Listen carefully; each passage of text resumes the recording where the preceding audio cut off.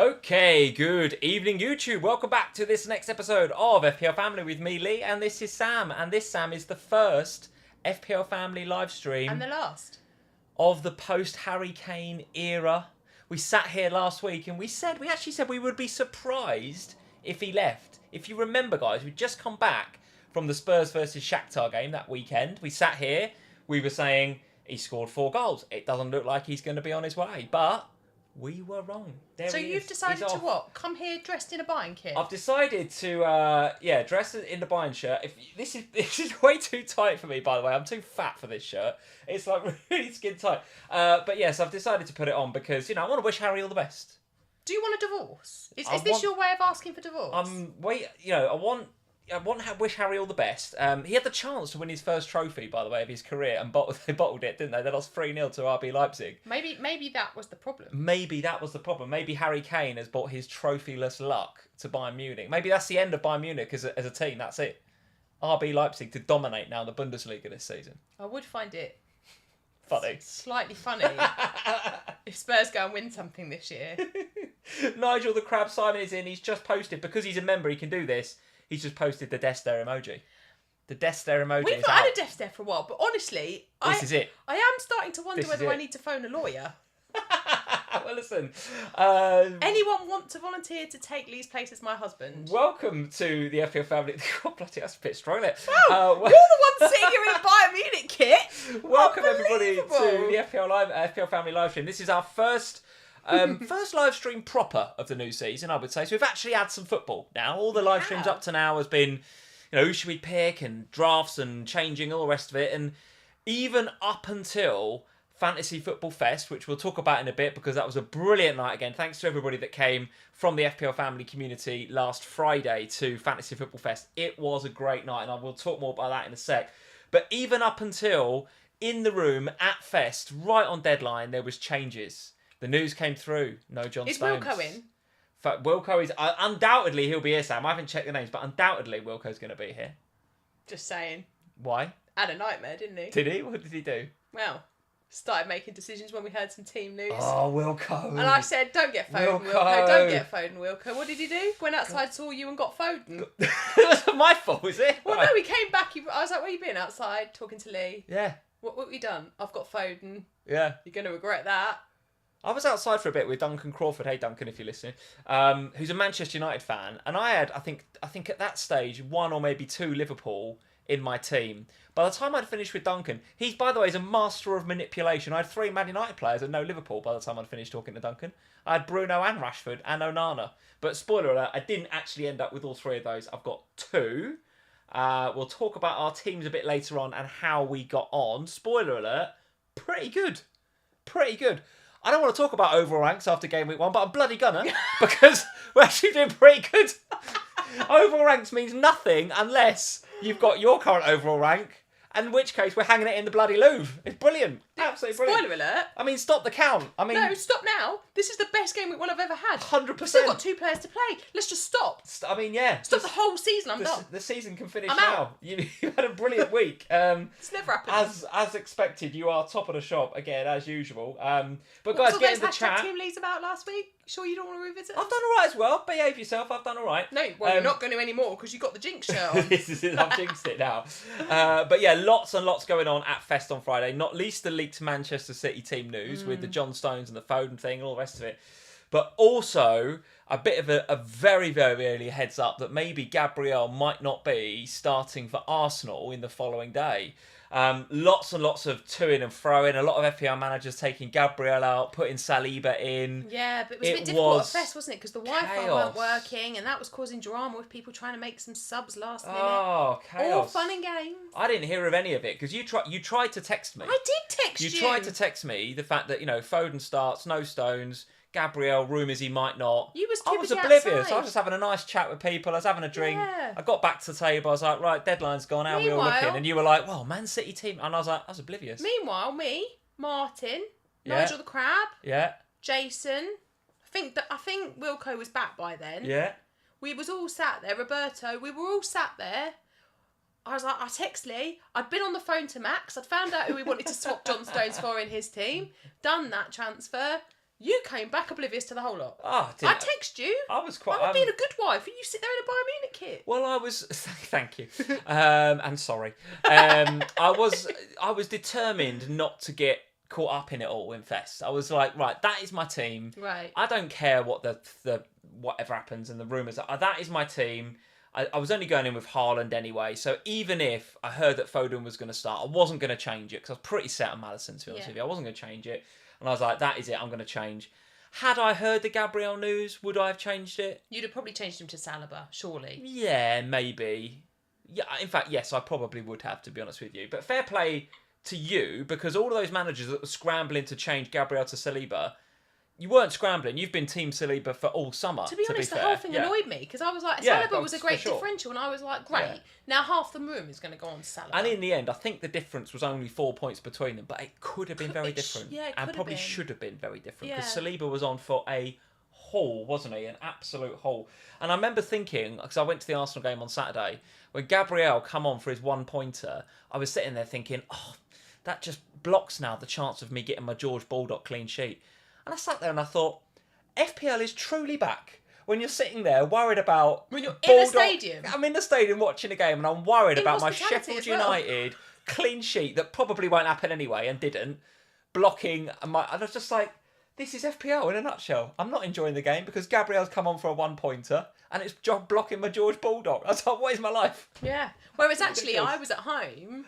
Well, actually, that's not true. I was at my parents' house, as you'll have seen from Instagram if you follow me over there. Yes. And I posted a picture of me, and I positioned myself in the perfect spot at my parents' house where I could watch the England Lionesses go Congratulations to them, by the way. Yes. Brilliant stuff Very there. Good. And then I had on the other screen the Arsenal game. So the Lionesses went through, and pretty much simultaneously, Saliba fed in Saka for that worldie of a goal. And I was like, hello. What's happening here? What an absolute troll of an assist as well. It's just like Saka scores a worldie and he just so happened to have been past it by Saliba. It's ridiculous. First thing I did was text you about that, wasn't it? You did. I was like, FPL is truly back because Sam's trolling me by text again. Here we go again with another season of just bad crap luck. I was just like, just me trolling you, and then you throw some rubbish back at me. And do you know what? FPL's so weird, isn't it? Because obviously, I've got Gabriel. I haven't got Saliba. So obviously, Gabriel looks as if he's staying on the bench. In fact, when Julian Timber got the injury, which we hope is not too bad for him, although I must admit, it did look bad on his knee, but I hope it's not too bad for him. It was Tomiyasu that came in, so Gabriel didn't come on. And I'm thinking, well, there's something, he's obviously got a knock, or there's something tactically going on, so Gabriel's not coming on. So when Elanga was bombing down that wing, and he crossed it to Taiwo how do you say this guy's name? Anwani, whatever. I properly gave it a little fist bump. And I was in the Arsenal end at Arsenal, so I was like, because the Saliba clean sheet had gone. I was like, FPL does this to you, doesn't it? It's ridiculous. It's absolutely ridiculous. I was annoyed about the Saliba clean sheet going until I remembered that Mr. Laurent has got the double Arsenal defence, and then I thought, that put me above him.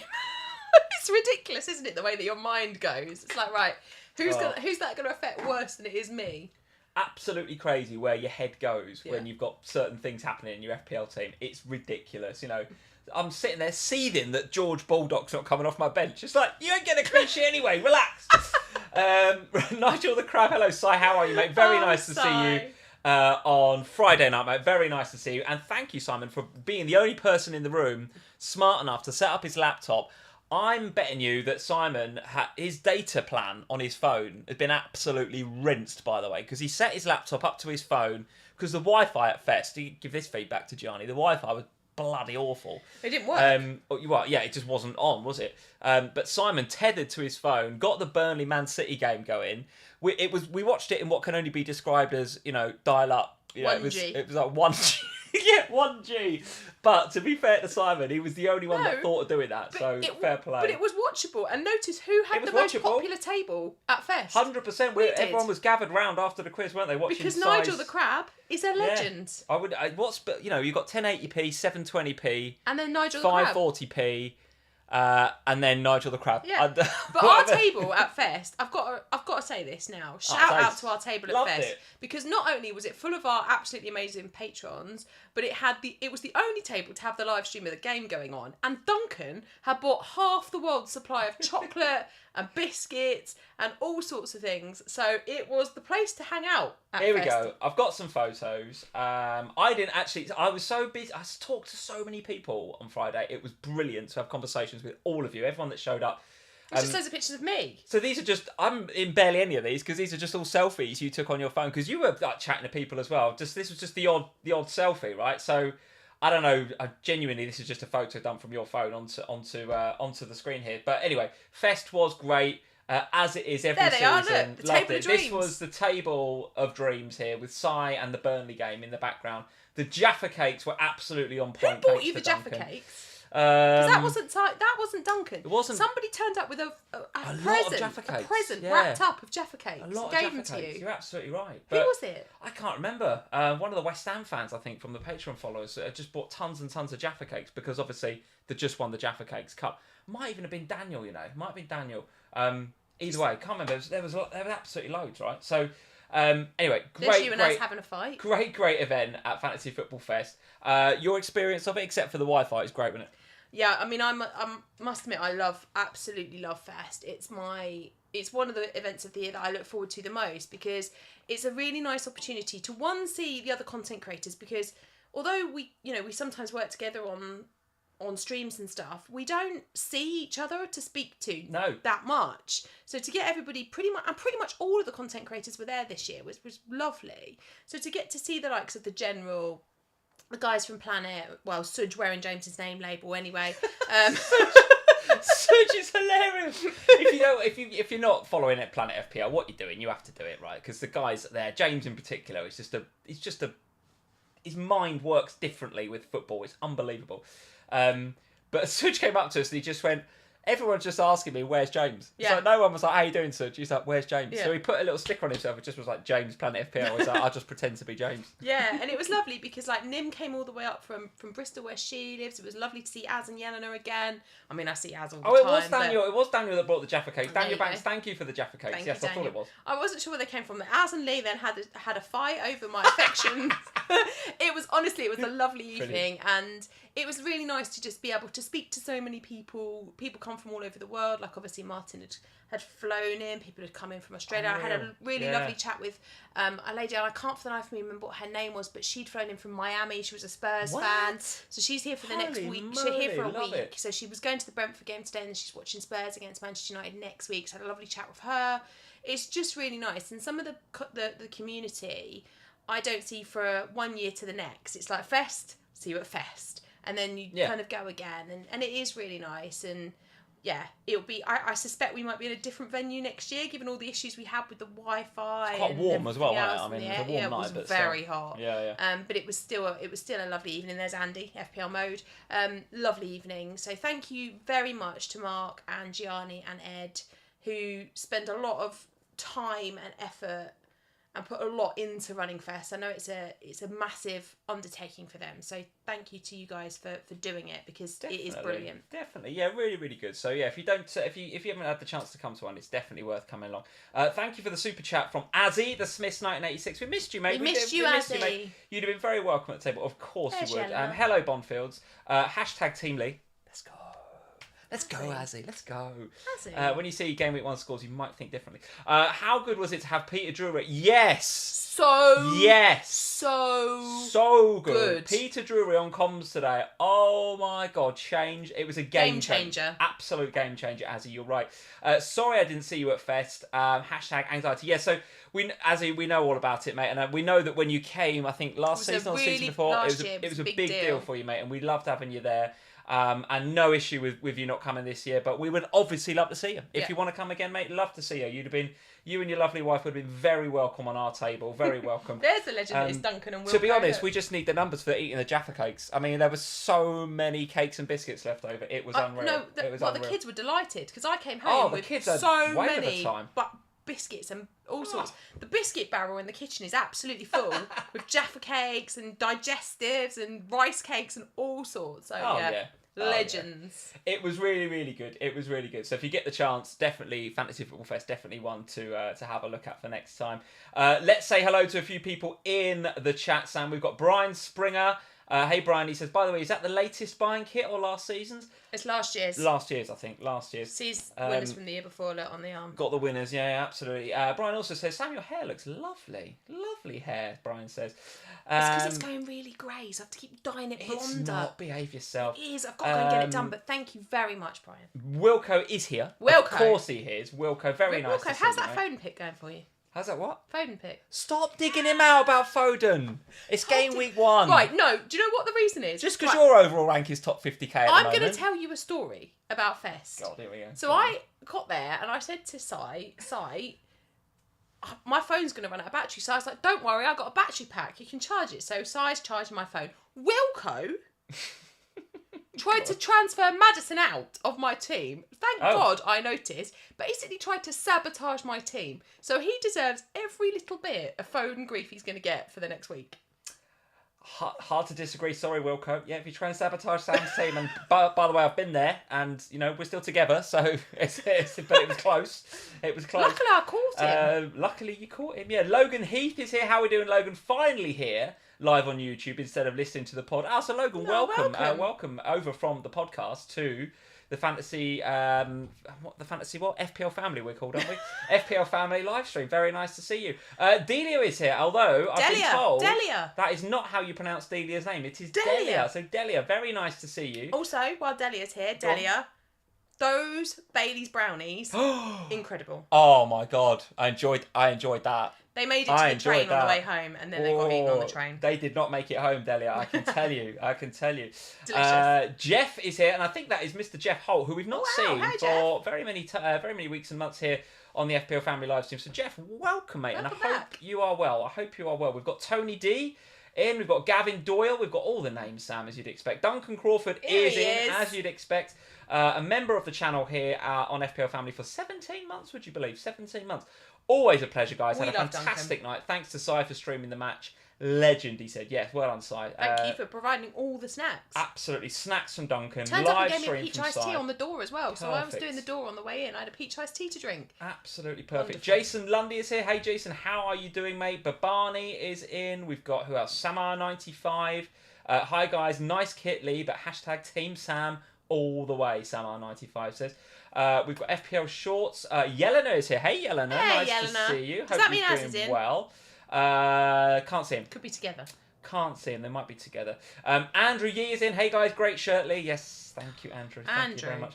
Liam Healy, who I had a Zoom call with late last week. Hope your team did well, Liam, in game week 1. Let us know, mate. Let us know. From what I remember, I think he's probably done pretty well. So there we go. A whole host of you in this evening, guys. So listen, if you're enjoying the stream, then leave us a like. We haven't said anything about FPL yet, so I wouldn't blame you if you didn't. And if you've only been going for just 19 minutes. If you're enjoying the inane ramble about Fest, then yeah, leave us a like. Or if you're new to the channel, then hit that subscribe button. Let's get on, Sam, with some bloody football analysis. Let's go to the results page, and why don't we start with Friday night? If, for whatever reason, anyone on the live stream didn't go with Erling Haaland, or indeed decided against captaining Erling Haaland in game week 1, it only took about 6 minutes for those that did so to regret their life choices. Because, as usual, the Haaland train rolls on. So I don't want to speak too much about him, because there ain't going to be that many in the chat that haven't got him. But I do want to talk about Alvarez. I do want to talk about Foden. I do want to talk about the other Manchester City attacking assets, because unfortunately for Kevin De Bruyne, it does look like he's done his hamstring again, which is a kind of a bit of a hangover from last season. Pep's come out and said, he didn't say we rushed him back, but he kind of went, it's a bit of a hangover from last season. Pre-season's been a bit, perhaps they have done that. Completely. So it does look as if he's out now for a bit, because hamstrings at that age don't heal that quickly, particularly if you've done them before. So who are we looking at then? Who are we looking at from a fantasy perspective to sort of fill that gap and get some more minutes? So I know that I've just taken the real mick out of Wilco for the last couple of days. You can't say Foden after you've just dug him out. But he said earlier, I might be able to transfer him out, but the reality is I actually don't think you can. If you've got Foden... I think you probably keep him now. I think you've got to keep him. Yeah. I don't necessarily think you go and transfer him in, but I think if you've got Foden, you'd keep him. Reasonable performance from Foden. I thought they were a little bit subdued, but they were okay with it. It was actually Rodri that was the star of the show, no one's really talking about. I saw on Fantasy Football Fix that he's due a price rise. I mean, shock, but, you know, we won't be going there, will we? No. Or... is he a 5.5 sort of Gundogan replacement? Is he going to be the one that bombs forward? And he took a couple of shots against Burnley, right? So it's not a terrible choice to bring him in, is it? I mean, it's not a brilliant choice either. No, it's got to be better options, isn't there? I just think the other thing is that at some point you probably are going to want to have 3 Man City when you understand a little bit more about them. And if you've ended up with Rodri in one of those spots, then you might be having a problem kind of going, I now got to get rid of Rodri and get somebody else in his place. But for me, I think Alvarez remains the standout outside of Haaland. He was the one that I was looking at, and I very nearly had. If you watched me on Sky on Friday morning, I still had Alvarez in my team at that point, and got an assist in that game, so did all right out of it. I think he, alongside Haaland, make a nice combination in that forward line. I think, you know, João Pedro, obviously, we'll talk about him a bit later when we get to the Brighton game, but he's going to be popular now because of that goal that he scored. But Alvarez just a little bit more expensive, and if you're looking for a cheap second and third, they're looking like decent options there. I think the defence is a bit more difficult in some ways because John Stones, from what Pep's saying, not looking likely to be back for the game against Seville. No. So he's probably going to get a price drop, isn't he? You'd expect. Yeah. The way the markets are and how volatile they are usually at this time of the season, which we're going to see, right? He might have got away with it because a lot of the transfers happened prior to Friday night's lock-in. Yeah. So we might get away with it for a little bit, but but he's going to be out for a little while. That does kind of leave you in a little bit of a quandary if you want to go with the defender. Vardiol, come on, 5 million. Yeah, but came on, and I think that's the thing, isn't it? Oh, listen, it's only because he got transferred in like a couple of days before. Yeah, he will be the starting centre half. Sort of a makeshift defence that he put out on Friday evening, though. I was a bit surprised not to see him get the nod straight away. Maybe. You got Ake as well, you got Walker as well, so there are options there. But I think for me, Alvarez is the one I'd go to if I wanted to double up. And as Sai is saying in the chat, on a few set pieces as well, took a few corners, which I don't think that many of us were expecting from Alvarez. No. I have to say, I'm probably in the same camp as you. I think it probably is Alvarez, or maybe it is Foden. Rodri's an interesting one, isn't he? Because, and this is a bit anecdotal because I don't remember watching the full game, but I remember him being reasonably forward-thinking in the Community Shield. And he was pretty forward-thinking in that Burnley game. He did have a couple of shots on target. Now, I'm not rushing there because I do want to see that being a bit more consistent. But if over the next couple of weeks he continues to get forward and continues to take shots, he might just represent some value at 5.5. I mean, he'd be 6 by then, obviously, because the masses are going to flock to him. I don't know. I'm not ruling him out. I'm not bringing him in, but I'm also not ruling him out. The one thing I will say is that he takes up a midfielder slot. And this weekend, what we've seen already is that there are so many you're absolutely great right about options that. in the midfielder. So didn't think of with Man City, I'm kind of looking at those midfielder slots and thinking, do I really want to waste it? And it might not be, maybe I'm being unfair on Rodri there, but do I really want to waste it on Rodri when for a little bit more money I could have all of these other attacking assets that have been really banging it this weekend? Yeah. And what about from a Burnley perspective then? So let's have a look at their fixtures going forward. So the Burnley fixtures don't look great, of course. They blank next week, so you don't want to bring anybody in ahead of game week 2. But then in 3, it's Villa at home, then Spurs. Forest away is an all-right looking fixture, but then Man U at home. I just think they're a bit of an avoid, aren't they? And I expected... Well, be careful here. Did I expect better from them against Man City? I did. I guess. I mean, I think they played reasonably well in the first sort of half an hour or so. But City's just quality and fitness just shone through in the end, didn't it? I think I just expected to see a little bit more oomph from them in their first Premier League game. Yeah, maybe. And maybe I'm being unfair, but I just thought it's your first Premier League game. It's the opening game of the Premier League weekend. It's at home against the champions, in front of your fans. I just expected a little bit more fight from Burnley, and maybe I've been unfair, but you're obviously not investing for game week 2 because they don't play. But moving forward, think when we see them in game week 3 against Villa, that might give us a little bit more understanding, because Villa, I was very surprised about. Well, we'll move. Well, maybe let's go there next, but we'll move swiftly on from Burnley. Before we do move on to Aston Villa, Sam, welcome to FPL Family, Niall Plume. Niall Plume joins us. Oh, we met on Friday. Oh, did we? Yes. Oh, very good. Okay. Yeah, we did. It's lovely to meet you, Niall. Niall, welcome to FPL Family. Joining the YouTube channel as a member for the first time. So, Niall, welcome. Joins Nigel, and who else have we got? We've got Duncan's in there, and Sai, and all loads of different members now. So, Niall, welcome to the FPL Family YouTube membership. And guys, if you want to join us here on the channel and support what Sam and I do over here on YouTube, then there is a little join button right next to the subscribe button, which I hope you've already hit, because if you haven't, why the hell not? So hit the subscribe button, and if you want to support us a little bit more than just subscribing, then hit that join button as Niall has, and you can get all your comments highlighted in the same way that Sai has and Duncan has tonight. And Niall, if you want to ask questions now, mate, you can get into the chat. You can have yours automatically highlighted. So there we go. Niall, very nice to meet you face-to-face at Fest on Friday, and welcome to FPL Family. Sam, you mentioned Aston Villa a second ago. Let's go there. So Newcastle 5, Aston Villa 1.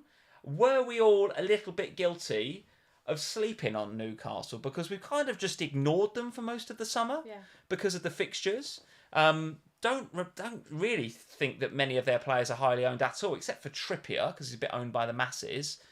But Alexander Isak was the real flipping deal, wasn't he, in this game? I thought he was sensational. And the way he took that second goal, okay, it's a mistake by Konsa, but the finish was a man full of confidence, and he looked cracking. The one thing I will say is that the injury to Tyrone Mings was a killer blow. That was key, wasn't it? It was a killer blow. I like Pau Torres. I think he's going to be a really good signing for them, but he clearly kind of wasn't ready. No, he's got to get used to the team and get up to match fitness and everything. And it was a baptism of fire for that's Pau the right Torres. phrase. Yes, it really was. It was big, no doubt about it. It was the huge. Mings injury, and you could see that, having just lost Buendia as well through injury pre-season. A couple of bad ones now for Villa. But there were also two big leaders. Yes. There are two big leaders on the pitch with big characters.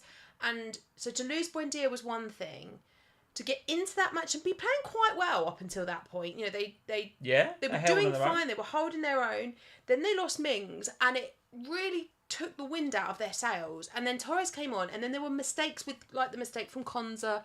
There were mistakes going on across the pitch. The defence just didn't look quite solid. Martinez was having a few issues at the back as well. What about our boy Diaby? But Diaby impressed me. He did look all right. Pretty direct. He impressed me. He was direct. He was just sitting just off Ollie Watkins. He's going to get plenty of goal involvements this season. I was really pleased with him. And no panic for Watkins owners. I mean, listen, on another day he could have had something. I just think going away to Newcastle, it's not exactly an easy fixture game week one. It's a tough fixture, and I don't think you can take it. And I hear everything you're saying about Villa. None of it I disagree with. But a word for Newcastle, because they were very good. You've got to be impressed with, 5-1 against a good Villa side on any given day is good. No, 100%. I mean, I think Newcastle probably would have won that game anyway, even if Mings hadn't have got injured. But I don't think it would have been 5-1, I think is the point I'm making. Yeah. I think they would have still won the game, but I think it would have been tighter.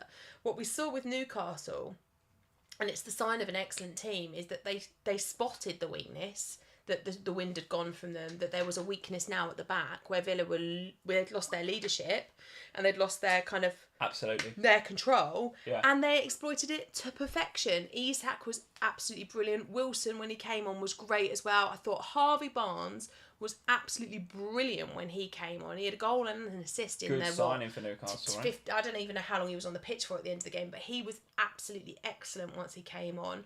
Obviously, there was no clean sheet, but Botman picking up an assist as well. I'm surprised you've not called out Tonali. I mean, this is his first game in the Premier... Sorry, maybe we're getting there. But first game in the Premier League, reasonable XG in the game, which I wasn't expecting. Mm-hmm. I'm seeing in the chat, people saying, he was scary, he was so good, played like Pirlo, I can see in there, which I really like from John Robert Knight. Great comment. He really pulled the strings for Newcastle. I was super impressed, given it his first game against a difficult Villa side, right? Yeah, totally. I thought every man, actually, at Newcastle, I'm so impressed by what Eddie Howe has done there, because I know that people will say, well, they've got loads of money and all of this stuff, but what he did last season, when yes he had money, but he didn't necessarily go and splash it on loads of superstars. He brought in good players and he really strengthened that team. And now every single man across that Newcastle team knows what their job is and they do it really, really well. And they're working together as a unit. And the new players that they've brought in this summer have added to what they already had. So I thought Tonali had a fantastic debut in the Premier League. I thought he was excellent. I was really impressed with Newcastle. And originally at the beginning you said, were we all sleeping on them? And I think the reality is we were, because the fixtures weren't great and we talked quite a bit. Probably moved on from them a bit too quickly in certain pods and stuff, right? I mean, it was a very good win.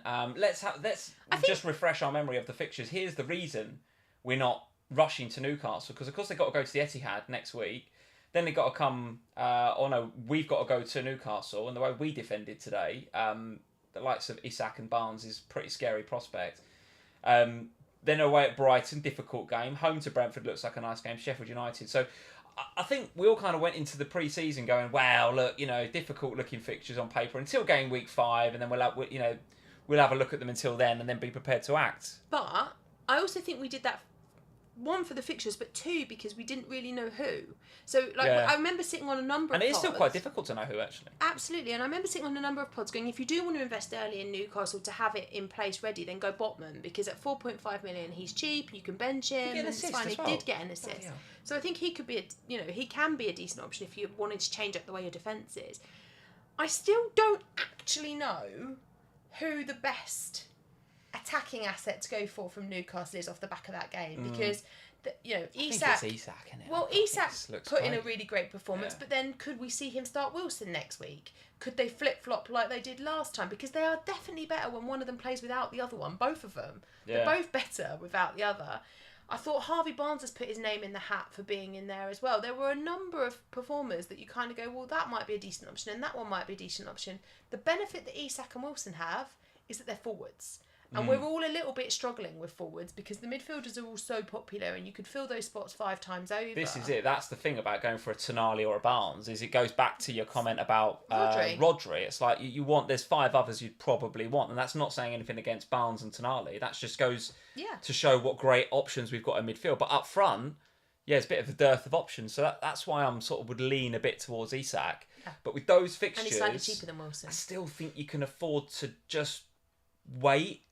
But I wouldn't want to put anybody off. If someone, and there will be like transfers because the markets are just stupid, right? So loads of people will flock to Isak now on the back of that, and I don't mind it because he's the sort of guy that can score in any given game. And game week 3 at home to Liverpool, geez, I mean, it'll be a decent game, but we will concede. I mean, it's nailed on, and Isak will probably be the one to get something out of it. So, and again, we'll come to Liverpool in a bit. I think we can score, but it's just how many we concede. Yeah. And it is just how many we concede because we could have even conceded a Hatfield today.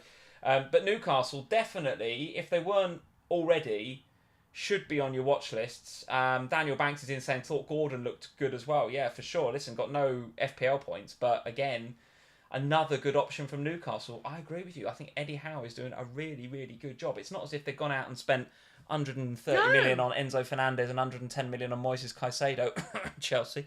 But Newcastle are doing a really good job without going to stupid levels like Chelsea have. And I'm very, very impressed. I'm very, very impressed by Eddie Howe. Anyway, game week 1, so early days. Let's hold our praise because... Let's go to Liverpool next because you mentioned them. All right, go on then. So it's a game that we've just watched, actually. So it was the Super Sunday this afternoon. Chelsea won.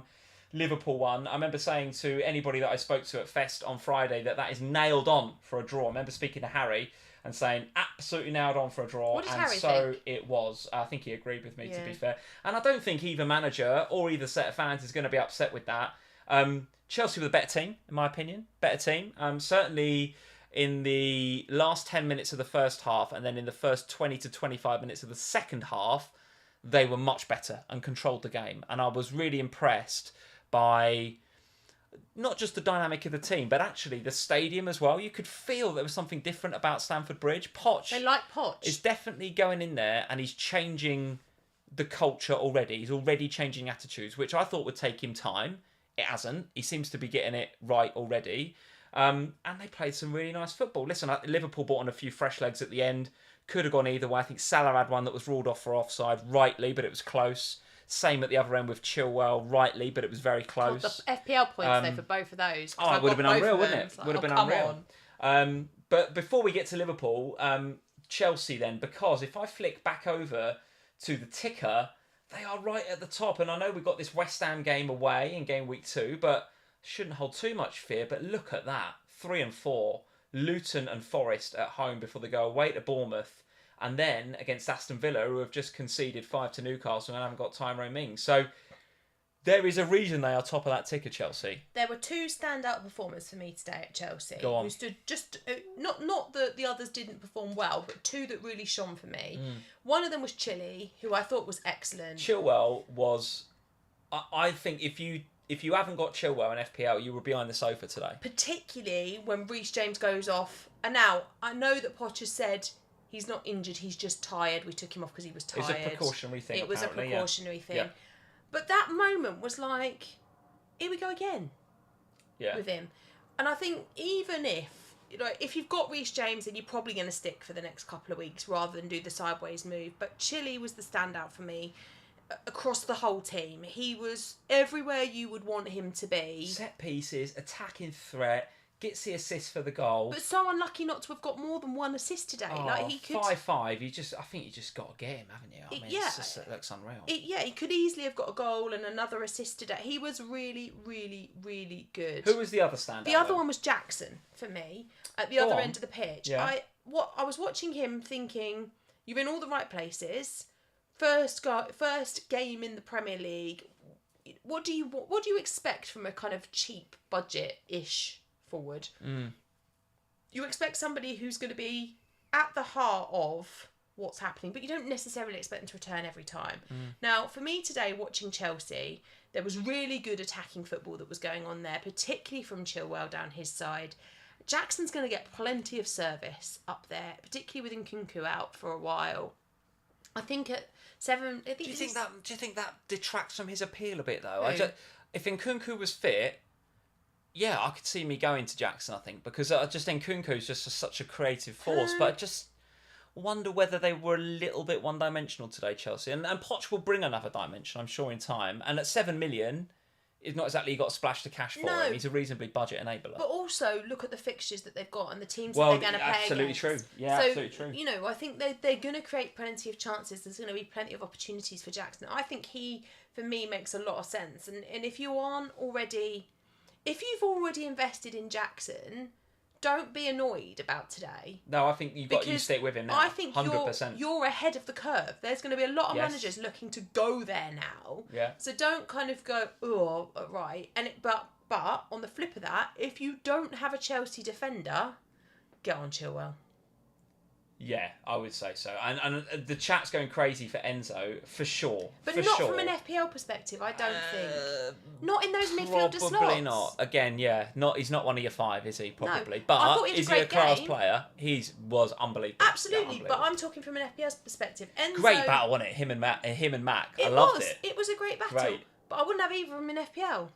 Probably true. Yeah, probably true. Liverpool then. Talk to me about Liverpool. Luis Diaz making a very... Mane-esque run, if I may say so. Salah with a sublime assist. I mean, the assist was so good. And then he gets one ruled off for a very tight offside. So it could have been a double-digit haul for Salah. He gets dragged off on 70-something minutes and he looks frustrated. I'm not reading too much into that other than the fact that, top players don't want to be subbed off, of course, particularly when the game's still in the balance. Klopp wasn't bothered by that either. Klopp was like... he made some comments after the game about it. It's like, no... I like to see it. I like to see Salah being annoyed coming off, right? Because, he... And at the end of the day, he's 32, 30... What is he now? 31, 32? You can't... I think we might see a little bit more of that. Certainly initially this season. And now he looks ripped. He looks fit as anything, doesn't he? So I don't... see it every game, but today you could definitely tell first 25-30 minutes of the second half he was annoyed though. Our legs, because we pressed like maniacs in the first half, particularly from the front, because he played with the front sort of 4, didn't he? So it's kind of Jota, Diaz, Salah and Gakpo, so it was them 4, wasn't it? They pressed like mad, and that's the reason Núñez didn't start, because as I've said before, he can't bloody press, or he doesn't want to, or whatever.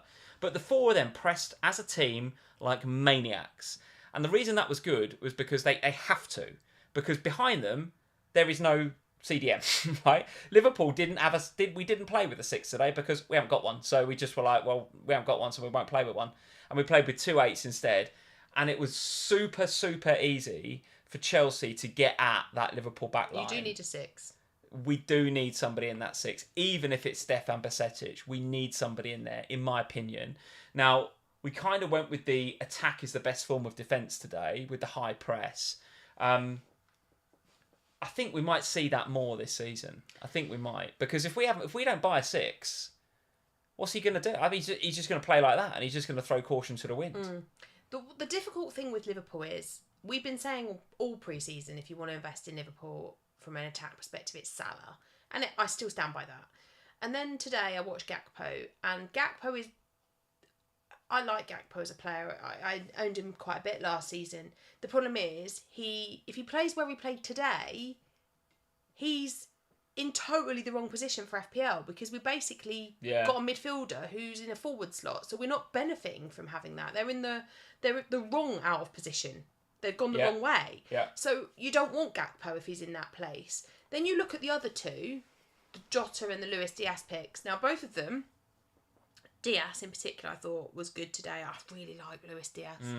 Really like him a lot. And Jota, I thought, was unlucky at points during the game today not to get something. And then when Darwin came on, I thought actually he was all right. He had that one opportunity which I thought was going to go in right at the death and win it for you. Thought he was okay. Yeah. The problem I have is that with the way that Liverpool are playing, I still don't like. You've got Bournemouth next. Yeah. A team that I think can score against you. I think we'll probably see Solanke get something against you next week. But equally, anyone can score against us. They did not look solid defensively either. No. So you can easily go and get something against them, and it's a home game. So there's a few in the chat talking about, is an angry Salah a good option to have in your FPL team ahead of Bournemouth at home? Yeah, I think it so. is, isn't it? Home game. Captaincy? Well, You've got to go against Sterling, haven't you? And it just doesn't feel worth it, does it? I don't know. I have to give some real thought to that. But I think you want a bit of angry Salah. It will help the rest of Liverpool when you've got somebody that's got a bit of grit and a bit of fight in them. I like that. I like to see that. But I still find it really difficult because so normally I'd go, right, Liverpool have got the easiest fixture on paper for the big clubs. How are we getting through? But the reality is, I'm looking at it going, well, I don't fancy Trent playing in that back 4. Plus, I don't fancy the clean sheets. Didn't really invert today, did he, really? Not a lot going on there. I thought Robbo actually had a better attacking threat today than Trent did. But even then, not great. So I'm not going there. And then to invest alongside Salah, I'm basically buying into a lottery. And the problem I have with buying into the lottery is Gakpo's in a reverse out of position, don't want that. Darwin, is he going to start? Don't know. Who do you think the front three is against Bournemouth? Salah? Jota or Diaz on the left? I thought Diaz did enough for me. I think it will be Diaz, and the reason I think it will be Diaz is because I think Jota might have just picked something up, like a little ankly thing. Lay on the floor, and he was just as I made the graphic. And he seemed fine, but I just wonder whether Klopp might use that as a reason not to play him. We are going to have more of the ball at home, and we're going to have more of the ball Darwin up because top? it's Bournemouth. I think you play Darwin. I think it'll be Salah, Darwin, and Diaz. I think you go with Diaz, and maybe with Gakpo behind again, and he'll play the same formation, but it might be Jota that gets benched. But listen, if you've got Jota, don't transfer him out because he's the pressing machine. He's the one that Klopp likes the most, I think, in terms of defending from the front and that press. He's the best at it. I've said it forever. Jota is the best we've got at the press, no doubt about it. But I just wonder whether we might just go for Núñez against Bournemouth because we'll have more of the ball and he will get the service that he needs. Yeah. But it's still really tough because then you look at, okay, well, Darwin, fine, can invest there. But I don't know that he's going to get the start week upon week upon week upon week. Because no, for sure. And if you look at the fixtures going forward, okay, it's Bournemouth, but then it's that tricky tie against Newcastle, which already looks like a very difficult game. You will need to be high pressing for that. I 100% tell you, Darwin ain't playing in that game. No. He will not start Darwin in that game. Villa at home, You need a high press against them, to be fair. Be surprised if Darwin starts. Wolves away, Darwin. West Ham at home, Darwin. I think that is what we're going to see. Darwin does not press enough in the system that Klopp's got to play. And we have to press as a 4, and we have to press because we're so bad defensively. Yeah. So they have to do their bit for the defence up front. Yeah. And that's why we run out of steam after 30 minutes, because they're so busy harrowing and pressing, and it's game week 1. Yeah, and so I struggle with Liverpool. I still struggle. I struggled all of the last week before Kane left, and I had Kane in my team. I didn't have a Liverpool asset, and I was really struggling with that as a thing, because I was like, I want a Liverpool asset because I know that you're going to attack because it's the best form of defence, and I know you're going to score goals because you've been doing it all pre-season. But those midfielder spots felt so important. And I didn't trust the Gakpo-Darwin thing up top after the last couple of pre-season friendlies. So it's hard. And I think if you don't have Salah, I do think he's the one that you want to be looking at. But if you've not set your team up for Salah in game week 1, it's going to be very, very difficult to bring him in for game week 2. Yeah, and I hear you. So Marcus is in the chat. Marcus Mid-Toby, I hear you. Darwin looked better at the press than Jota. I hear you. But listen, he was on for 20, 25 minutes against a knackered Chelsea. He can press. I'm not saying he doesn't ever press. I'm just saying at the beginning of a game when it's high intensity, Jota is a high intense presser, and Darwin is not. Right, Darwin is not. Gakpo's good at it as well, but of the 3 of them, it's Jota, Gakpo, Nunez in that order, and there's quite a big gap between Gakpo and Nunez in my opinion.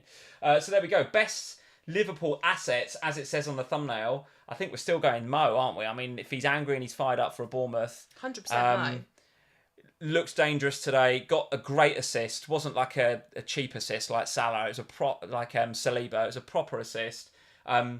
Liverpool could have had a penalty as well. I don't know in what world, having your hands here if you're a T-Rex, that's normal. So Jackson's hands were up here and it hits his hand and goes wide, and apparently that's normal. I just was like, I couldn't believe it, to be honest with you. But anyway, it's VAR, and it won't be the first or last time that I'm upset by VAR this season. So could have been penalties for Liverpool, and Mo takes them. Had one ruled out for VAR. I think he got 5 points on another day. It could be another Mo masterclass, couldn't it? I think if you do want to double up for Bournemouth, though, Lewis, I think we're both agreeing that it's Luis Diaz that you'd go with ahead of that Bournemouth game. Yeah, if you're not going to go for Mo and you desperately want a Liverpool player, I think it probably is Luis Diaz. Yeah, I think it probably is. But don't sell Jota. If you've got Jota, don't sell him because he's the best we've got at the press. Let's move on, Sam. Let's talk about Brighton then. So plenty of Brighton assets in our FPL teams and out of drafts and in drafts and out of drafts as we went through the summer months. But it was our man, João Pedro, that we've been bigging up for a little while, stepped up with the penalty to get his goal. Solly March also popped up with one as well, which was a fantastic header. I don't know if you've seen that goal. It was a fantastic header. Really good header. I mean, I know Matoma gets the assist for that, but it was a good cross. But it was an amazing header from March. The way he gets his neck muscles to sort of, like head it out is incredible. And also Estupiñán, an FPL favourite, over 50% owned last time I looked, also pops up with an assist. But Estupiñán was getting nothing, and then pops up at the death, virtually the last kicks of the ball, with an assist, and took all the bonus points. So did he get 3 baps? Oh, he got 3 baps. Look at that. Literally at the death, he had nothing. Unreal. So Estupiñán, it feels like as long as he gets something, be it an assist or a clean sheet, he sort of feeds the underlying bonus points as well. So what did you make of the overall Brighton performance, though? Because there's a few names in there, like a Dringa, who did get a little bit of love over the summer, but not a lot. Ferguson also coming back in and getting a goal, who I like as a player. I think he's really, really good. But I do want your comments on João Pedro, because not only did he take the penalty, so almost, confirmed penalty taker, but he didn't half miss a sitter in that first half. Oh my God, he should have had 2 goals. He should have had 2 goals. So what are we saying about Brighton then? So I think, for me, I've got 2. I've got Estupiñán, I've got João Pedro. Yeah. Pleased with both of them. I think, as you will all know, because you'll have listened to me all pre-season, I haven't been a fan of the Estupiñán pick. Not through a lack of care for his attacking returns, because we always know he can get them, but because I just don't trust Brighton defensively. And with all the comings and goings with the goalkeeper situation and him and De Zerbi going, well, they're going to play 50% each. What's that about? I'm not feeling the love about that. And that worries me because I think you want a stable goalie so the defenders know what they're doing. So the reason I went with Estupinian was basically to cover out the effective ownership, which was going to hurt Bit of FOMO, really, yeah. 100%. And because the first 3 fixtures were really nice for Brighton, and I thought there might be some clean sheets in there. Now, we didn't get the clean sheet, but we did get the attacking return, which brought the bonus points. So I can't say anything else about Estupinian other than good. But João Pedro impressed me. And I know he missed the sitter, but he's in the position to miss the sitter. Exactly, that's what encouraged me. Exactly. Yeah. We're talking about a 5.5 million penalty budget, taker. penalty taking player. It's a gift. I've said it all summer. I don't understand why he's not in way more FPL teams than he currently is. Will you, 1 week in every 4 or 5 or 6, be frustrated because he's on the bench? Yeah, I think so. But I don't... Like, Ferguson will get a start somewhere along the line. Of course. But he'll come on. Even then he can play 10. Even then he can play left, although they have got Mitoma and they've got a Drinker. He'll come on. He's 5.5. What do you want? I think he's a great pick. I don't really understand this as a thing. He's 5.5 million. All right. Next week he gets benched and he comes on for 20 minutes. We've seen from this game and in pre-season that he's going to be in all the right areas, doing all the right things. And if Brighton get a penalty, he's going to take it if he's on the pitch. So if I get 1 week where João Pedro is benched, so I get 20 minutes because he's coming on the 70th of him playing against a tired opposition. Definitely. I still don't see that that's a problem. Definitely. It's not your 12.5 million. Yeah. He's 5.5. Solly March, Karu Mitoma, thoughts? I don't have either of them. Mostly because I had João Pedro. And I was kind of like, well, João Pedro is $1 million cheaper and he frees the midfielder slots up so that I can invest in the other teams that I want to. I'm not saying I don't think that these guys are good picks because I do. But I just think that for me, the way I saw it was I can have a Brighton attacking asset for $1 million cheaper. Yes, there's a bit of rotation risk there, but I don't have to compromise on the midfield 5 that I really wanted. Yes. That's the way I looked at it. Well, listen, Brighton fixtures continue to be good going forward. 2, yeah. We knew this, and it takes a little bit of a twist at 4, but certainly game week 2 and 3 looks pretty good with Wolves and West Ham up next before then trips to actually hosting Newcastle and away to Manchester United. So 4 and 5 looks tricky, but therein lies the reason we invested in Brighton in game week 1 was because you've got some pretty good fixtures in game weeks 2 and 3. So whoever you've got, you keep. And if you want to add, I would not want to talk you out of that whatsoever. Any other games you want to talk about? Let's go to the Arsenal game. Arsenal 2, Nottingham Forest 1. All of the nonsense about Saliba and Gabriel. In the end, it was about a 4-point difference, wasn't it? Could have been very different. Was it not for a really great run from Anthony Elanga and a really great finish from Taiwo Awoniyi? But talk to me about the Arsenal performance then. Completely dominant in the first half from what I could see. And to be fair, dominated in the second half. Got a little bit squeaky bum time after the goal. And to be fair to Forest, they did make a couple of substitutions that just threw caution to the wind a little bit. And I thought Arsenal might exploit that on the counter-attack, but never really did. No. And kind of sat back a little bit and absorbed it. And in the end got the job done. But they made harder work of it than it needed to be. They did. I totally agree with that. I thought Saka was absolutely brilliant as always. Can I stop you there for a minute? Oh, what are you going to say? You're not going to say that Saka wasn't great? No, he scored a fantastic goal. Go on. He was very wide. Right. From where I was sitting. Very, very wide. And he had chalk on his boots the whole time. I'm not saying I'm going to take him out, because I'm not. Because he was central to everything that was happening. But he was very wide and cutting in a lot.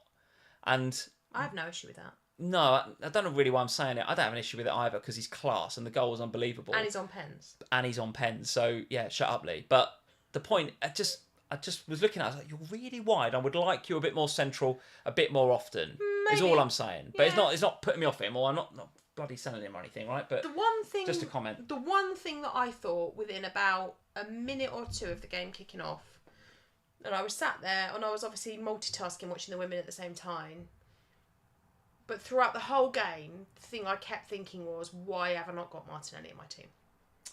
Looked good, didn't he? Looked good. And I tell you what, the Arsenal faithful absolutely love him. And I can see why. Well, because he's great. Because whenever the ball gets lost on that side, whether it's him or anybody else, he gets his head down and he recovers that ball. Yeah, he is a hard workhorse. And we didn't see that from a young Martinelli because he was a bit Brazilian prima donna. He's changed completely since he's been playing for Arsenal the last couple of seasons under Arteta, and he was great. I mean, in last season I owned the pair. Assist. It was great. Oh. I owned the pair of them for a lot of last season, Saka and Martinelli together, as a lot of FPL managers did. Yeah. And they were so good, and they were so important in my recovery post-World Cup last year, the pair of them together. And the thing that I looked at the most, and my big decision going into Friday night at Fest when we knew that Kane was going was, well, what am I doing here? Am I going Salah? Or am I going to go with the Arsenal and Manchester United midfield double ups? And that was the big call I had to make. In the end, I plumped with Salah, but I am looking longingly at Martinelli. He's the one midfielder. I mean, there were a few that I had during pre-season that I've kind of looked at and gone, typical Bowen getting an absolute worldie. But he was in your team for a bit, wasn't he? He was in my team for a while. But great goal. But Martinelli, I'm looking at thinking, how am I getting you? Because I don't want to sacrifice any of my midfielders. I like them all, and I've got Martinelli sat there. 8-5 as well, or He's 8. He's 8. Yeah. And I'm looking at him thinking, you are the one that got away. You are the one I'd like that's missing. And I can see why you'd say that, because the Arsenal fixtures, they are second in the Fantasy Football Scout fixture ticker. Second only to Chelsea, who we mentioned before, that have got that amazing game week 3 and 4. But Arsenal sitting there with Palace up next, then Fulham at home, Man United at home, Everton, and then the North London derby against Spurs in 6. So the fixtures look pretty good on paper. I'm sitting there with Gabriel and with Saka, and yes, I felt a bit underinvested as well in that Forest game. I don't know what I'm going to do with Gabriel now. Like, if it transpires throughout the course of the week that Gabriel's going to drop 0.1 in value and Saliba's going to go up 0.1 in value, will you do the swap? Probably, yeah, because I don't want to suffer the 0.2. The other thing that in you saying that about making that switch that I've just thought of is that Man City have got another game midweek, haven't they? They're playing and they've got the Super Cup. That's right. So yeah, that's another. We should have mentioned that when we were talking about Man City.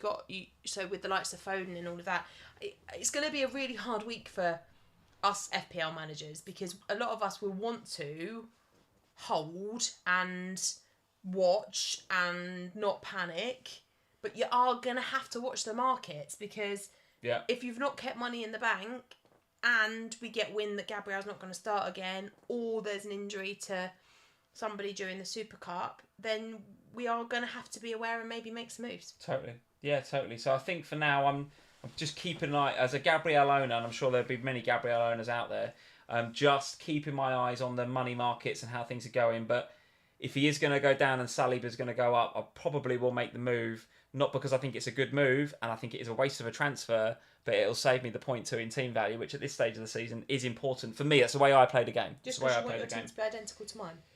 In fact, that is the only thing different in our teams, isn't it? So yeah, we will be exactly the same if that were to happen. Where else do you want to go? Anything else to discuss? We haven't talked about Spurs. Oh yeah, go on then. Brentford 2, Spurs 2. A thoroughly entertaining game. As I get the Expected. feeling most Spurs games are going to be this season. They're going to be bad for your heart. No, it was and great. Thoroughly entertaining. I loved it. I loved everything about it. I loved the fact that there was drama at the beginning because the water had gone off and they didn't have to play the game. Yeah. I loved all that nonsense. Unreal. I loved the fact that the Spurs players, led by Captain Sonny, went over to the Spurs fans to do their huddle. I was like, yes. Yeah. And one of the things I was really concerned about today was, would there be a feeling of sadness? Not sadness. That's not the right word. Would there be a feeling of kind Bit of a downer. Just like something wasn't quite... Yeah. But there wasn't. No. There really wasn't. It was like Maddison straight out there wearing the number 10. I loved that. When I saw Madders... Picked up Kane's shirt, isn't he? I tell you what, when I saw Madders walk out wearing the 10, I was like, you have got balls of steel and I am here for it, James Maddison. Can I say something slightly controversial, potentially? What? If Madders hadn't just arrived at Spurs and he'd been there a year or so, I think he'd be captain, not Sonny. I had a lot of so on Friday evening at Fest, not to talk about Fest again, I had a lot of people come in and talk to me about the captaincy at Spurs, and I said, I don't want him to give it to Son. And the reason I didn't want him to give it to Son was because I watch, obviously, a lot of Spurs. No, do you? A lot of Spurs. And when we're not performing well, Sonny can be a little bit of a shrinking violet, and he can disappear into himself, and he can. He's an introverted guy, right? Because he's a great. I think he's one of those really good leaders for going up to somebody when they're upset or need an arm around and a chat. Yeah. That's what Son is really good at. Is he good at leading the whole team on a pitch in a big environment? That's to be seen. But Madders does that. But what he's done with picking the 2 vice captains, I think, because they were the 2 that I'd have picked. When people were talking to me, the 3 I had on my list were Bentancur, but he's injured, James Maddison, and Romero. Yeah. Because they are the leaders. But you can't have Maddison as the standout captain because he just got there, and you can't have Romero because he's an absolute nutter. And it sends out the wrong option. He is. It sends out the wrong message. So Bentancur's injured. I think he's gone with Son because of tenure more than anything. I thought the announcement was interesting, actually, because I don't disagree. I think Son probably was... He's the obvious pick. The obvious and right choice, I think, right? I think he's probably the right choice. But the way that Spurs announced it was like, right, he's the captain, but, don't worry, Spurs fans, because Maddison and Romero are also there to help and support, and it's more of a, team captaincy. But what happened on the pitch today was that James Maddison was the leader. He led, without a doubt. And do you know what? The picking of the number 10, picking up Harry's shirt, not being funny, that takes some balls. I loved it. That takes balls to go in there and say, I know Harry's a legend, but now that he's gone, I'm going to have this shirt and I'm going to lead this team. He's the talisman. He seemed to be. He's the talisman now. Everything went for him today. And honestly, he walked out on that pitch today and I was like, something's changed in you. Yeah. Even since last Sunday. Like, he walked out last Sunday and he was great. But today, walking onto that pitch at Brentford, he walked out, his shoulders were up, his head was held high, he was wearing the number 10 and he bossed it. And he got the 2 assists today. He could have had more than that.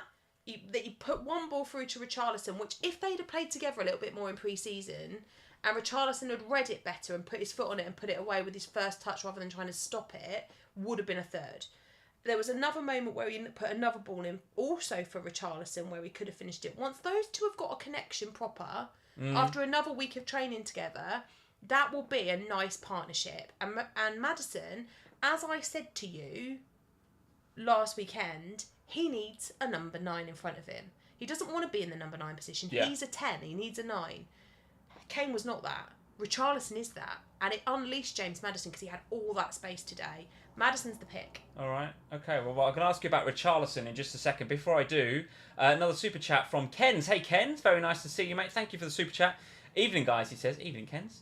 Hope yous are okay. Bit late, as he's been at mini golf. No problem, Ooh, nice. Kens. No problem, mate. Hope you did all right in the mini golf. Hope yous had a smashing week. 72 points, Kens. Well done. 72. Very nice. With Pickford, he says, lol emoji. Gabriel was chaos. Yes, it was, mate. You should have been at Fest when that was all kicking off. It was unreal, mate. It was unreal. But very nice to see you, Kens. Welcome back to FPL Family for another season. Richarlison. Listen, missed a little bit of the end of pre-season training. Not Harry Kane, is he? But can he settle and be that striker that you need? Yes, I think he will. I do, and I know. Sure, I know that you. I know that you all say, "Sam's got his Spurs goggles on," but genuinely, and I said this till I was blue in the face on Friday night. You're normally not wrong about Spurs, so under Postecoglou, Richarlison will be the type of striker that he needs for that team to work successfully. We saw that even today. Yes, there was no attacking returns for Richarlison today, but he did the things that were needed for the team to function. The first half, it was chaos. We started off really well. Then there was the headbutts between Romero and Mbeumo, which resulted in the absolute nonsense, which was Romero being told you've got to come off as a concussion sub.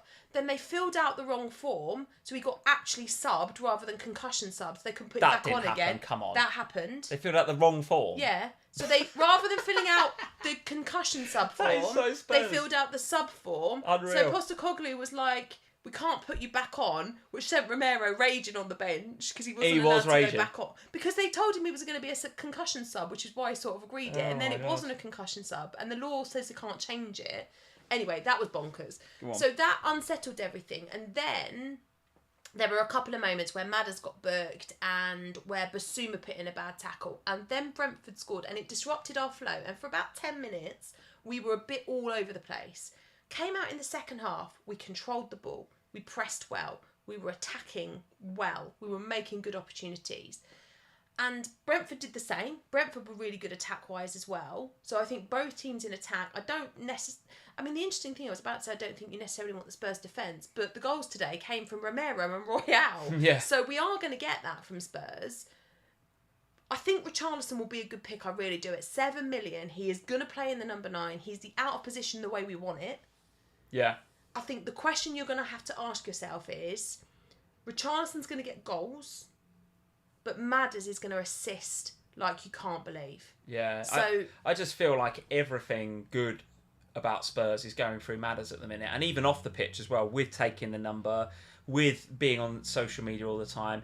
He's the guy that Sky wanted to interview after the game, if you notice as well. I just think all of the Kane love that was there could easily just be ploughed into Madders now. And he's central. He's where he wants to be. He's on set pieces. His route to points is unreal. He's got a little bit of goal threat as well. I like him, and I don't like Richarlison.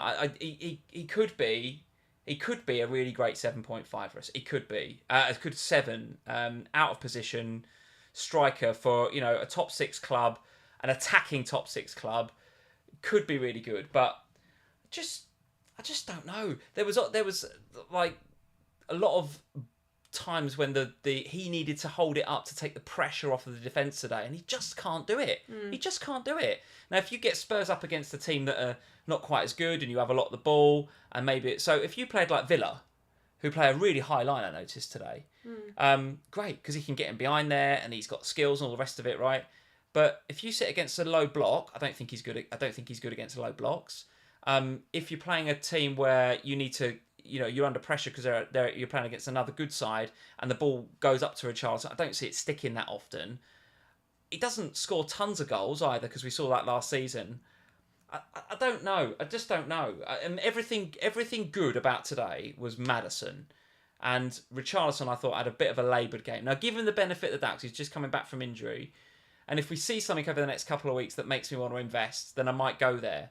But at the minute, I do not see me changing Maddison to Richarlison and saving 0.5. I just don't see it. No, I think the point I'm making, Maddison, I think, is the standout pick from Spurs. If you want to invest in Spurs, Maddison is the standout. If you've already invested in Richarlison, I would absolutely not be changing it, though.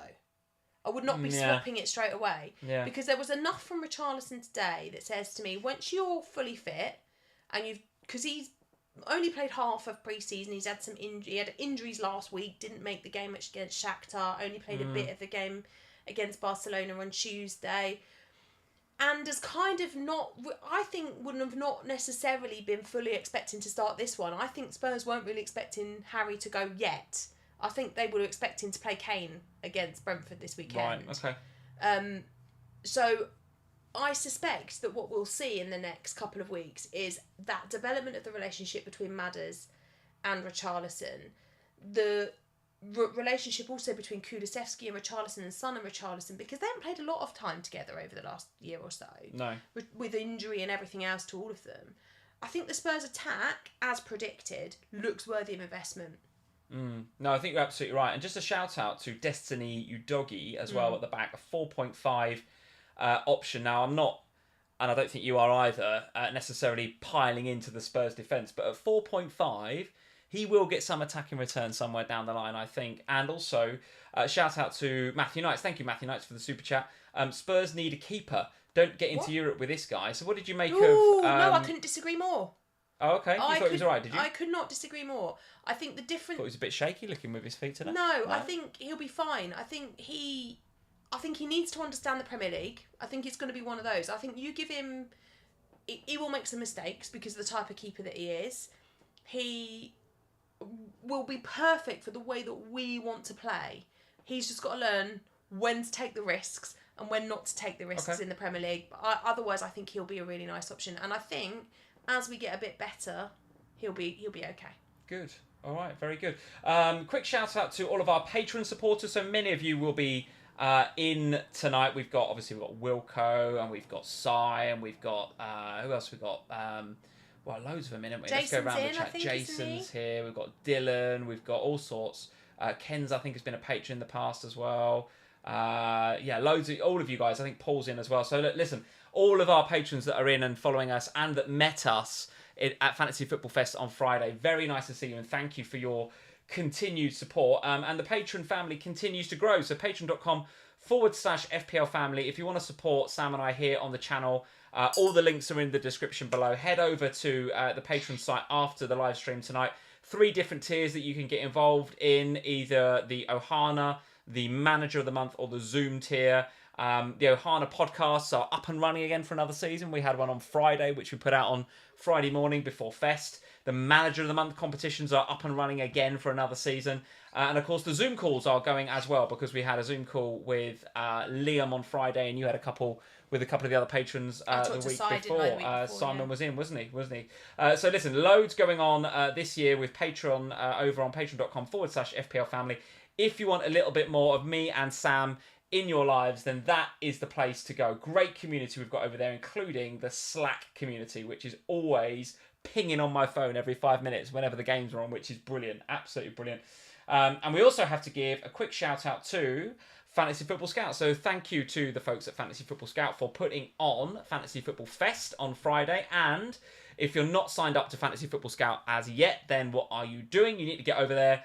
Hit the link in the description below. We use all of the stats and all the members area stuff right here on the channel on a Sunday night. So a really, really invaluable, if I can say the word, source of information to set you up for success every single week in Fantasy Premier League. So fantasyfootballscout.co.uk to sign up over there. And if you want to use our FPL Family affiliate link, then the link is on the screen right now, or it is in the description below. So fantasyfootballscout.co.uk, the home of fantasy football. Go and get yourself signed up over there. So there we go. Couple of promos, Sam. Let's get into our teams.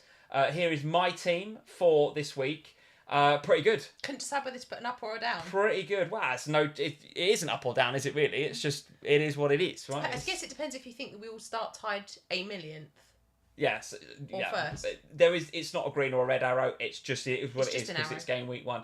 And before we get stuck into this, thank you, Wilco, for the super chat. Love you both. He says, love you, mate. We love you, Wilco. Foden and James Dole. He just says, listen, Wilco, it's game week 1, mate. Don't worry about it. It's Wilco. 37 weeks, Wilco, to make amends on the Foden and James stuff. But 79 for me this week with a couple to play as well. So I've got Onana and Bruno still to play. Expecting a bit of pain potentially from Rashford. Yeah. Expecting a bit of pain potentially from Luke Shaw, but maybe Onana covers that. I don't know. But listen, apart from Gabriel, everybody returned. In fact, it was only Salah really that didn't return as much as I was hoping or expecting. Diaby obviously gets the goal in as the consolation, as it turned out in the end against Newcastle, but happy to see that go in as a bit of a differential for me. João Pedro, we've been bigging up, got the penalty, so great. Maddison with a couple of assists, really good. Saka chipping in, although not much of a differential. So, listen, a good start to the season. 79, an overall rank for what it's worth, because it's an overall rank's kind of worthless at the moment, isn't it? But 121k, happy with the start. Let's see how Onana and Bruno get on tomorrow, right? Decided not to keep the 4 million in the bank then. Didn't keep the 4 million in the bank. No, I spent it on Mo. Because we didn't look at each other's teams actually, because we weren't together on Friday. Because I did Sky and the Q&A with Az, and then I pretty much immediately left the house to go to Fest and help guys set up there. So I actually didn't. And even then, when we got to Fest, I was on the door. You were chatting. We didn't really see each other until post deadline. Correct. And I said to you, who have you got in your team? And you were like, oh, this, that, and the other. And I was like, interesting. Yeah. We've ended up with very similar teams. We'll talk about your team in a second. But yeah, I think Rashford, for sure, against Wolves at home.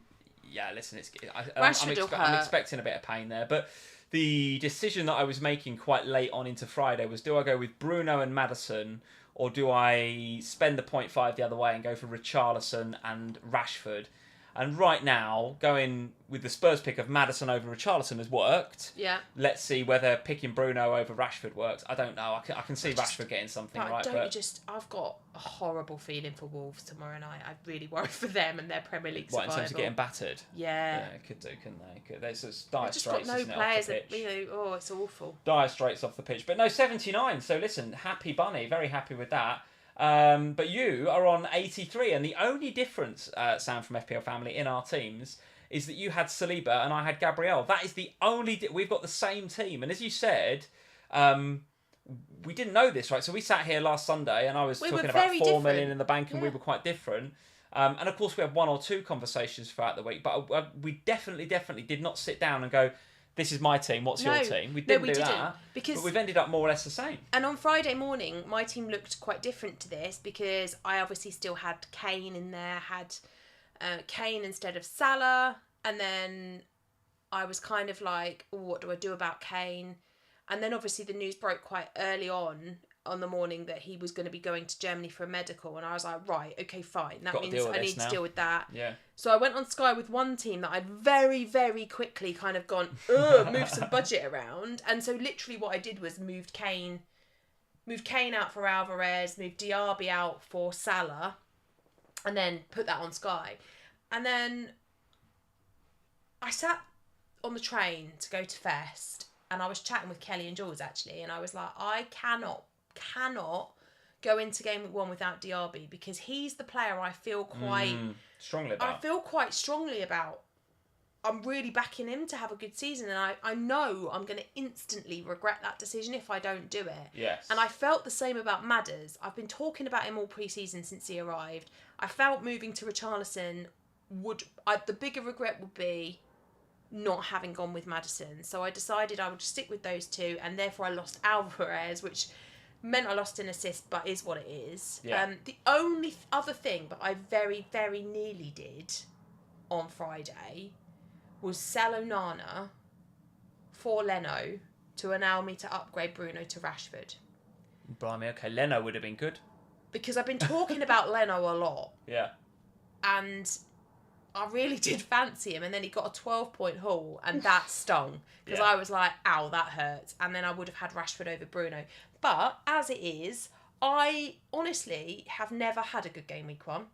Ever. Yeah, I mean, listen, I was reluctant to even put the overall ranks on there, because it's game week 1, and it means nothing. And to be honest, overall rank doesn't mean anything for at least 5 or 6 weeks as reality, if not longer. But 46k, I felt like, you got to put it up there. That's a bit stop the count, isn't it? I mean, that's a really great start to the season. It's a good so start, happy days. yeah. And obviously, like you say, with 2 players still to go, so I'm expecting some pain from Rashford. I go into it knowing that he can hurt me because he's highly owned and I don't have him. But I'm hoping that Luke Shaw won't hurt too much because Onana's in there to cover out any clean sheet that might come. Which is the one reason, actually, that I didn't do the Leno swap in the end, because I was like, if people have got Luke Shaw, if I don't have Luke Shaw or Onana, what am I even doing with my life? Yeah. So I decided I'd stick with where I was. But I must admit, to start the season with a game week 1 decent rank, and to look at my team and think, well, there's not a lot I want to change in there ahead of game week, because normally I'm sitting here at the end of game week 1 going, I've had a shocker, now I need to think about game week 2. Yeah. But I don't necessarily feel there's a lot of change that needs to be made there. I was going to say, so in terms of your thinking for game week 2 then, is it a roll? Yeah. Roll transfer? Yeah. I mean, certainly that was part of the reason I wanted to spend the Salah money in the end, because I thought, well, I'm going to want him, I think, ahead of Bournemouth. Yeah. And Liverpool are so bad defensively that we've got to score goals, and he'd be involved. Plus, I guess for you, the 4 million in the bank, once Kane left the game, it's kind of like, there's only one place you're going to spend it, you're only really right? going to spend it on Salah, because you're not really probably going to Trent. Correct. Because we don't think Liverpool keep a clean sheet. So if the only place you're going to spend it is on Salah... The only thing I will say is that if I went with what I was going with last Sunday, which was to have the 4 million in the bank, it would have been Martinelli rather than Salah in this draft. And now I think they scored more or less the same, because Martinelli just got an assist as well. Might have got bonus, I can't remember. But that would be a tough would you want transfer to do that now. Yeah. Like if I was sitting here with 4 million in the bank and thinking, well, my booked-in transfer was Martinelli to Mo... I find that quite hard now. In fact, I'd struggle to take out any of those for Mo now. Exactly. So looking at that midfield 5, this is part of my issue, because I would really like to bring Martinelli in a lot. Yeah. How? Yeah. I don't know, because genuinely, unless Bruno Fernandes gets injured tomorrow night. But then I tell you what I'd have done. I'd have done something stupid. Like I'd be looking to spend that 4 million on Nunes, because I do think Nunes will play against Bournemouth, and I do think he'll do well because of the system and the way we're going to set up. But then you're setting yourself up for a problem, because then we've got Newcastle after that, and I don't think he's going to start against Newcastle. No. So I probably wouldn't have done that either. So here I am sitting with potentially 4 million in my pocket going, what am I going to do with it? Yeah. So I don't regret spending the 4 on Salah before the season started. But like you, I'm enviously looking over at the Martinelli owners going, he looked lively as hell, didn't he? But what I will say is that the Martinelli owners probably are looking over at maybe Maddison or somebody along those lines going, I'd really like to have him. Diaby maybe. And I think that is going to be a common theme of this season, is that we're just going to have to accept that, particularly where the midfielders are concerned, can't have them all. You've got 5 slots and there's probably 8 of them that you really want. So you're going to have 3 every week that you can't have. Well, there we go. But anyway, a good start to the season. Let's see what Rashford does to us. He could absolutely kill us, couldn't he, tomorrow? But either way, we're sitting here on a Sunday night in the top 150k, and that ain't a bad game week 1. And it's not that overall rank matters a jot after game week 1, but still, we are going to talk about it because we've both done all right and we've both got the same bloody team. Sam, the one thing that I have neglected to do, you'll be surprised to hear on the technology front, given that we've got all these fancy new graphics tonight, guys, let us know. George. Thank you to George Gray, who did our graphics for us. Much appreciated, mate. More coming they look as well. Absolutely brilliant. There is more coming. We've got an updated logo. You guys will have seen new headers coming. That we've got new headers coming for Twitter and YouTube. We had a new intro video. We've got some of the nice kind of like green contour graphics in the background. So we'd love to know what you guys think of the new graphics. Get in the comments below. Get in the YouTube comments, or if you're here tonight with us on Sunday night, get in the live comments and let us know what you think about the new graphics. Personally, I love them. I'm really pleased with what George has done. I think they look great. Because you kind of left the graphic chat with me and George, and I was kind of like, I'm never normally in charge of this stuff. So when I came back and was like, well, I've done all of this stuff, I hope you really like it. But and we've got some new Patreon graphics coming as well. Like, ones we showed earlier, I've got new updated ones of them, and they all look fabulous. And we've obviously got new thumbnails. So massive, massive thank you to George, because he has dealt with me being quite difficult. Because I wanted pictures of us for the logo in our kits for this season. Nice, yeah. We didn't have a picture of us in our kits together. Did we not? No. No. We don't have one. Well, I've got my other team there, Liverpool. So I made you stand the other weekend and take a picture of that one, and I sent George some pictures of me, and they were at different angles. It didn't work. So bless George. That picture of me, I wasn't wearing a Spurs shirt in that picture. That is not a picture of us. That is Photoshop. They're 2 separate pictures. Yeah. The picture of me, I wasn't even wearing a Spurs shirt. So George has done a remarkable job. He took the Spurs shirt from another photo, added it to this one.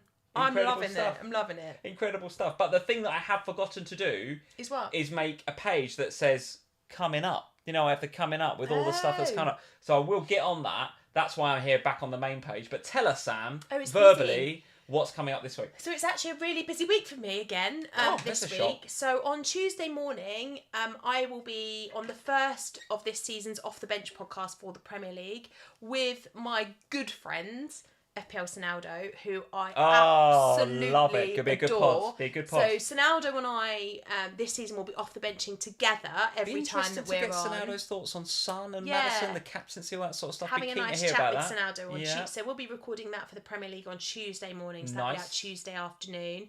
I'll also, of course, be on the main pod again this week with Jules and with Kelly. Now that France are out of the Women's World Cup, Jules will be flying back into the UK. As I leave the UK, because we are off on a little bit of a holiday at the back end of this week. We are actually, yes. We won't be live streaming next week, guys. There won't be a live stream next week because we are going on holiday with the children, and they deserve a bit of time off and they deserve our attention rather than us live streaming and FPLing all the time. So we are going to put you guys down for just a week, and then we're going to be back the week after. We will be. So I'll have the pods. They do have to put up with me recording the official pod from our holiday, but after we're not completely. I am completely putting work down, but you won't be. I'll be doing the official pod, and then I'll be putting work down. We'll still put out on Ohana for the patrons. We'll record one of those before we go away for you. But so busy week for me, and then we're going to have a couple of days off and recharge our batteries. whilst game week 2 is in play, and then we'll be back for game week 3. Very good. All right, well, there and we go, actually, guys. while we're at it, while I'm talking, because we won't have a live stream next week, so the Friday ahead of game week 3, you'll be able to catch me on the FPL show. And you'll be able to catch Lee. FPL show is back. It's actually not called that. It's called the Fantasy Show.